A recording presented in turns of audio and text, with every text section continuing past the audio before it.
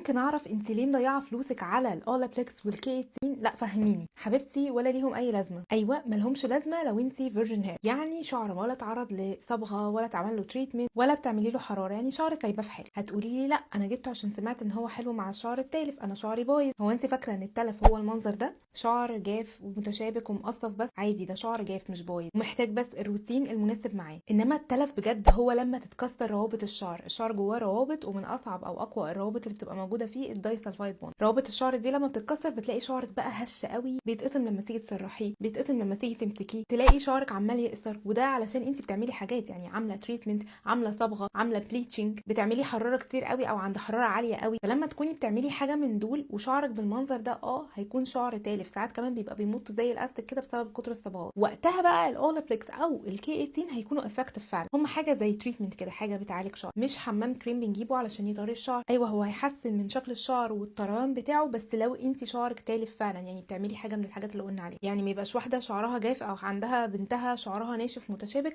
وتقولي انا جبت لها اولابلكس وما بيعملش حاجه، ما هو مش ليها اصلا. لو شعرك ناشف ارشح لك انك تستعملي زيت جوز الهند او زيت الارجان او اي زيت بتحبيه كده قبل الشاور بنص ساعه او ساعه، وبعدين تغسلي شعرك بالشامبو، وبعدين اعملوا الهير ماسك على اطراف شعركم لمده نص ساعه. اشطفوه بالميه، ممكن تزودوا كونديشنر لو حابين وممكن لا. اطلعوا بقى على شعر مبلول، حطوا ليف ان المناسب لنوع شعركم، وبعدين ديلت بسيرم، وكل يوم فكوا شعركم او رطبوه يعني بسيرم لحد ميعاد الغسله الجايه. وكفايه اولابلكس او كيسين ملوش لازمه.